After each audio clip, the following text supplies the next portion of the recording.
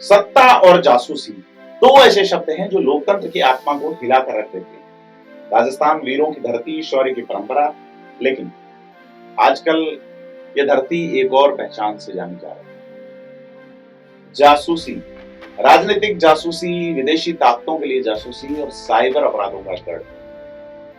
क्या हमारी विधानसभा के भीतर भी निगरानी का जाल बिछा है?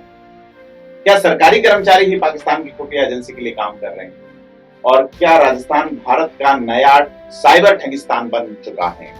आज परत पर इसी बात पे बात करेंगे। नमस्कार, मैं प्रदीप हूँ, आप थिंक 360 देख रहे हैं। तो पहला मुद्दा, राजस्थान की विधानसभा में राजनीतिक जासूसी विवाद। एक बार फिर से, कभी फोन टैपिंग का आरोप था, कैमरा से जासूसी की बात है। राजस्थान की विधानसभा में जासूसी का जो जिन्न है वो बोतल में जाने का नाम नहीं ले रहा। कांग्रेस के विधायकों का आरोप है कि भाजपा की सरकार ने विधानसभा में हिडन कैमरे लगाकर उनकी जासूसी शुरू कर दी और फिर सदन का नजारा ही कुछ ऐसा हो गया जो आपने पहले कभी देखा नहीं होगा। कांग्रेस के विधायक जग्गा जासूस लिखी हुई सफेद टोपी पहनकर विधानसभा पहुंचते हैं और आरोप लगाते हैं, नारे लगाते हैं विधानसभा परिसर में कि जग्गा जासूस सरकार मुर्दाबाद। ये विरोध सिर्फ एक राजनीतिक ड्रामा नहीं बल्कि एक गंभीर सवाल उठाता है।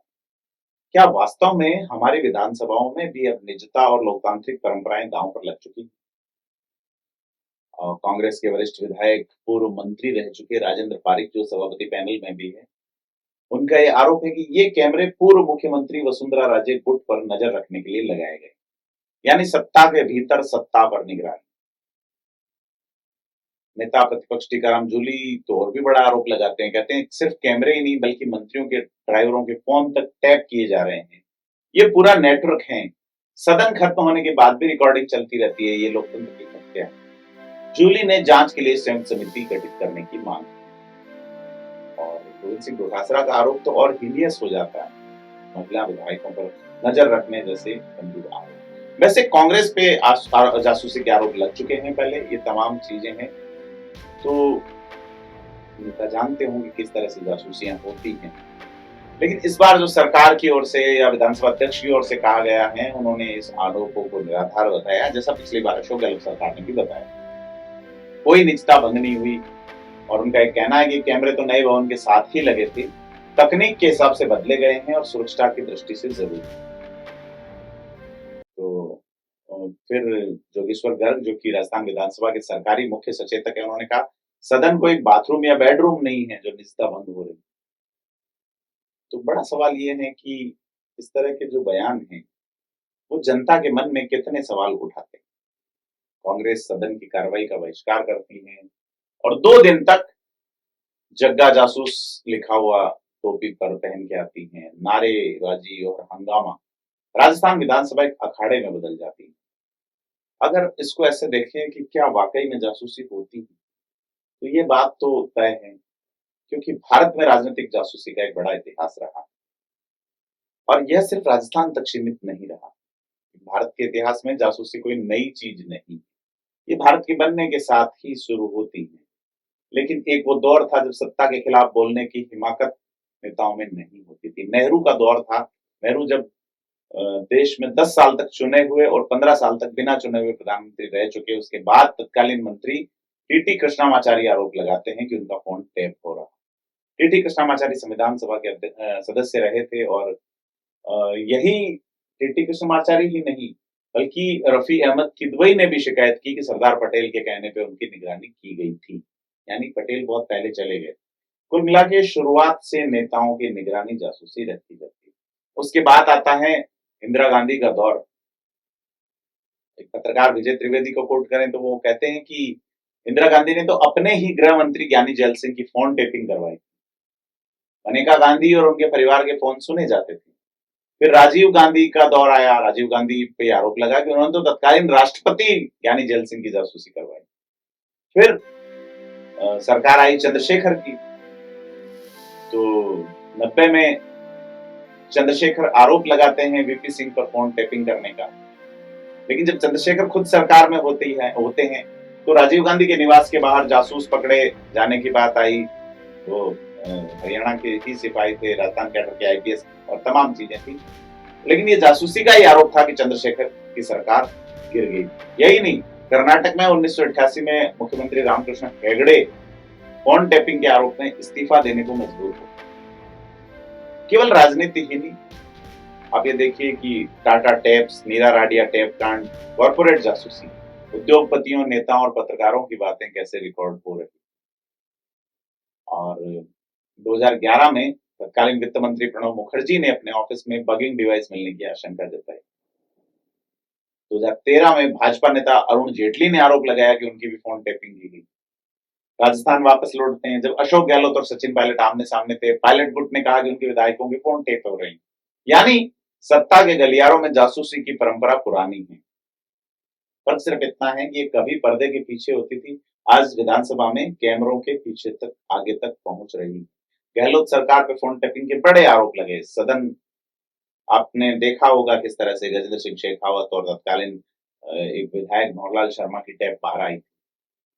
फिर वो जिन अभी तक बोतल में नहीं गया, इससे पहले एक नया जिन निकाला गया है कैमरों से जासूसी। अब अगर बात करें दूसरी तरह की जासूसी, जो एक और खतरनाक पहलू है कि विदेशी ताकतों के लिए जासूसी हो रही है। शकूर खान मांगणियार का मामला देखें अगर राजस्थान में ही, कि राजस्थान के रोजगार विभाग का एक कर्मचारी शकूर खान मांगणियार जैसलमेर से गिरफ्तार होता है और उस पर यह आरोप लगता है कि वो पाकिस्तान की खुफिया एजेंसी आईएसआई के लिए जासूसी कर रहा है। शकूर खान मांगणियार कौन है? शकूर खान कांग्रेस सरकार के पूर्व मंत्री सालेह मोहम्मद का पीए रह चुका है और जांच में सामने आया कि उसके मोबाइल में कई पाकिस्तानी नंबर से। उससे पूछताछ की गई तो संतोषजनक जवाब नहीं दे पाया। उसने ये भी कबूल किया कि वह 7 बार पाकिस्तान गया था। भाजपा हमला बोलती है कि कैसे एक जासूस जैसे व्यक्ति को मंत्री और नेताओं तक पहुंच मिल जाती है। वहीं विपक्ष कहता है कि इंटेलिजेंस एजेंसियों की नाकामी। एक और नाम की बात करें, मोहनगढ़ जैसलमेर का रहने वाला पठान खान, जिसकी उम्र 40 साल है। वह अति संवेदनशील सीमा क्षेत्र की जानकारियां आईएसआई को भेजता था।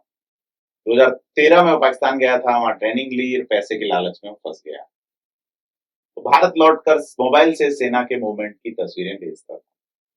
यहाँ तक कि उसने पाकिस्तान के खुफिया अफसरों को भारतीय सिम भी मुहैया करवाई ताकि वे भारतीय जवानों को वहीं ट्रैक कर सके।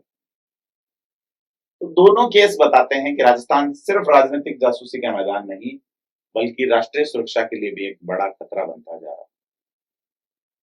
बड़ा सवाल ये है, एक और मुद्दे पे बात करें जिसमें राजस्थान में साइबर अपराध बढ़ रहे हैं डिजिटल दुनिया में, तो सबसे बड़ा सवाल है, क्या राजस्थान साइबर अपराधियों का गढ़ बन चुका? आंकड़े चौंकाते हैं।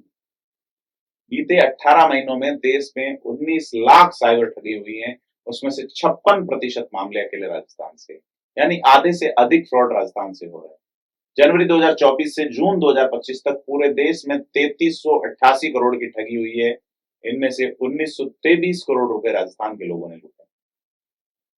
भरतपुर का केस देखो, जिसमें 400 करोड़ की ठगी का राजपाश हुआ। गिरोह कॉर्पोरेट स्टाइल में काम करता था, विदेशों में मीटिंग, टेलीग्राम पर नेटवर्क। मास्टरमाइंड जिसका रोहित दुबे जो था, वो अपनी पत्नी के वाईफाई से फ्रॉड ऑपरेट करता था। तो इसमें ठगी के तरीके ऐसे थे कि इजी मनी का लालच दिया जाता है, जिसमें 150 रुपए से शुरू होता है, फिर लाखों की ठगी होती है। वर्क फ्रॉम होम स्कीम्स होती हैं, यूट्यूब लाइक, गूगल रिव्यू और फिर निवेश की योजनाएं। डीप फेक वीडियो बनाए जाते हैं अनंत अंबानी के, वित्त मंत्री के, फर्जी वेबसाइट और ऐप के माध्यम से। फर्जी खाते खोले जाते हैं, फर्जी सिम कार्ड मिल जाते हैं, 10,000 रुपए में नकली सिम मिल जाता है। तो ये बढ़ क्यों रहा है? बड़ी चीज तो ये है कि पुलिस छोटी शिकायतों की अनदेखी करती है। दूसरी चीज, बेरोजगारी एक बड़ी समस्या है और पकड़े जाने का जोखिम कम है। और इसका जो रोकथाम के लिए हेल्पलाइन नंबर 1930 है, वो अक्सर व्यस्त ही नजर आता है। इसका पोर्टल है cybercrime.gov.in, वो भी कोई ज्यादा मददगार नजर नहीं आता। हालांकि हर थाने में पुलिस ने साइबर हेल्प डेस्क लगा रखी है, 2 व्हाट्सएप नंबर भी, 92 560 1930 और दो नंबर जो है व्हाट्सएप के वो दिए हैं। और ये खोए हुए मोबाइल, फर्जी अकाउंट, फ्रोजन ट्रांजैक्शन सुलझाने की कोशिश की जाती है। खैर, ये अलग बातें हैं। तो कुल मिला के राजस्थान की ये 3 कहानियां हमें बताती हैं कि जासूसी सिर्फ फिल्मों की स्क्रिप्ट नहीं है, ये हमारे लोकतंत्र की सच्चाई है। एक तरफ विधानसभा में कैमरा और फोन टैपिंग के आरोप हैं, दूसरी तरफ सरकारी कर्मचारियों का आईएसआई के लिए काम करना है और तीसरी तरफ जनता को लूटने वाले साइबर ठग। ये सभी हमें चेतावनी देते हैं कि लोकतंत्र सिर्फ वोट डालने से सुरक्षित नहीं होता, उसे निगरानी, जवाबदेही और जागरूकता की जरूरत होती है निश्चित तौर पे। आपको क्या लगता है? हमें कमेंट करके बताएं कि राजस्थान की धरती जिसने हमेशा वीर योद्धा दिए, आज वही धरती जासूस और साइबर अपराधियों का गढ़ बन रही है, या कैसे हम इस चुनौती का सामना कर पाएं? क्या हम लोकतंत्र की दीवारें जो है वो कैमरों और डिजिटल ठगों के जाल में उलझ के रह जाएंगी? जवाब आने वाले वक्त में छुपा है, लेकिन चेतावनी हमें आज ही सुनाई दे रही है। आपको क्या लगता है? हमें कमेंट करके बताएं। वीडियो को लाइक शेयर जरूर करें। धन्यवाद।